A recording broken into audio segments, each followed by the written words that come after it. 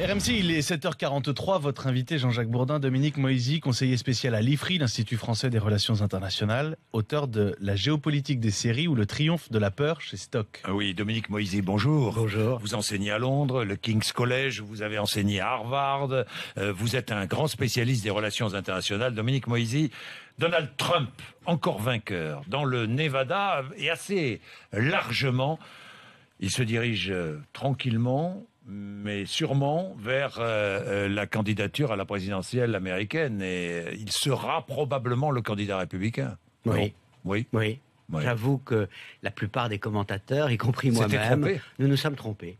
Nous avons sous-estimé l'étendue de la colère, du rejet, par... La colère du peuple. Par une grande partie du peuple. Oui.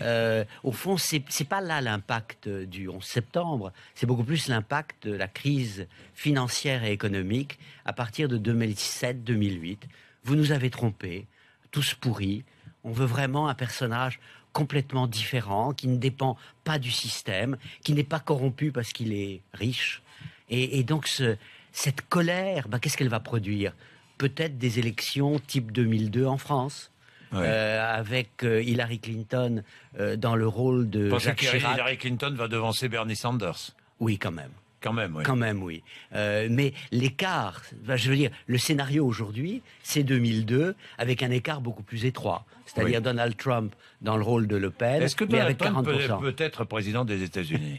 Après... Je ne vais pas vous demander de prévision, parce que déjà, bon, vous vous êtes tous trompés sur Donald Trump comme candidat républicain, mais est-ce qu'il peut devenir président des États-Unis? J'en mange mon chapeau. Vous en mangez votre chapeau. Qui vote pour lui? Une Amérique dite moyenne, une Amérique... ce qu'on appelle les petits blancs, mais il y en a de plus en plus. Oui. Au fond, bizarrement, la personne qui expliquerait le mieux le triomphe de Trump, c'est Thomas Piketty.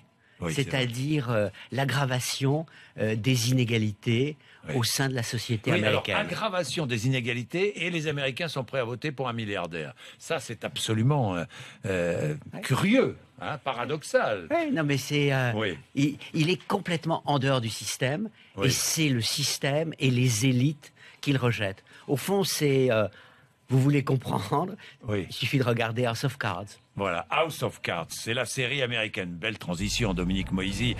Votre livre consacré à ces séries qui triomphent sur tous nos écrans, vraiment sur toutes nos télévisions, dans le monde entier, la géopolitique des séries. Vous avez étudié toutes ces séries qui mettent en scène le monde politique.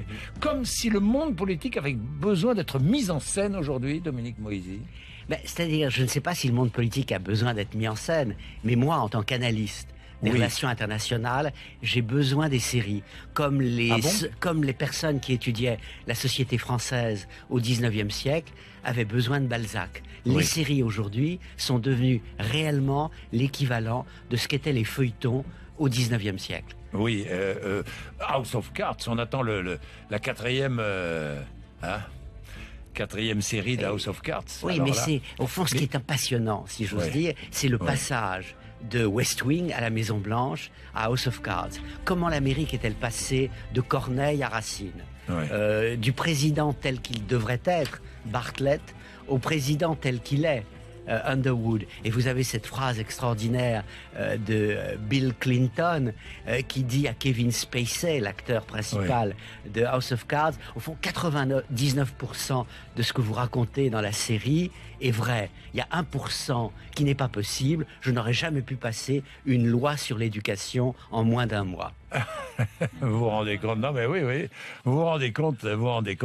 Dites-moi, il y a House of Cards, il y a le terrorisme dans Homeland, il y a Downton Abbey, la peur de la menace russe avec Occupied et tant d'autres. Alors, il y a surtout Game of Thrones.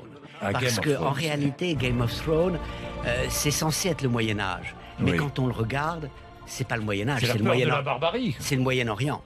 C'est le Moyen-Orient. C'est la fascination et la peur pour un chaos auquel on ne comprend plus rien. Trop d'acteurs, trop de royaumes. C'est vraiment ça. Mais que nous démontrent les scénaristes? D'abord, ils montrent que ils ont une imagination plus fertile oui. que les analystes. Moi, je me suis trompé sur Donald Trump. Les scénaristes de House of Cards, c'est là-dedans, c'est dans leur... Oui. Et donc, quelque part, l'image qui me vient en tête, c'est l'Europe à la veille de la Première Guerre mondiale. Vous avez tous ces écrivains, économistes, politologues qui vous disent la guerre est impossible. Mais vous regardez les tableaux de Munch, de Egon Schiele, les dessins de Georges Grosz, vous voyez qu'ils ont comme une appréhension du monde qui vient. Eh bien, quelque part, les scénaristes ont une appréhension du monde qui vient. Dites-moi, c'est inquiétant ce que vous nous dites. Tout à fait. C'est pour ça que j'intitule mon livre comme sous-titre le triomphe de la peur. Oui. Car je n'ai pas cherché la peur, je l'ai rencontrée à chaque moment. La peur du chaos dans Game of Thrones, la peur du terrorisme dans Homeland, la peur de la fin de la démocratie dans House of Cards. Ça veut dire que notre monde se prépare à la guerre. Notre monde a comme une appréhension. Oui, une appréhension, oui. Comme une appréhension. Alors, que veut dire la guerre aujourd'hui? Oui, ça veut dire, oui, c'est vrai que oui, c'est vrai. Vous avez entièrement raison. Bah, écoutez, c'est passionnant, je vous le dis tout de suite, hein, vraiment, parce que vous êtes passionné de séries, toutes ces séries-là. Et d'ailleurs, ce sont des séries américaines, pas toutes. Pas toutes. Il y a une série anglaise, Downton Abbey. Voilà, Borgen, qui était danois, qui était formidable sur le monde politique. Occupé par les Norvégiens. Vous dites Engrenage en France. Oui, Engrenage. Si vous regardez la saison 5 d'Engrenage, eh bien, vous comprenez mieux, hélas, ce qui se passe en 2015 dans notre pays. La violence dans les banlieues qui dérape, la société bloquée, elle est là. Oui, c'est vrai. Merci Dominique Moïsi.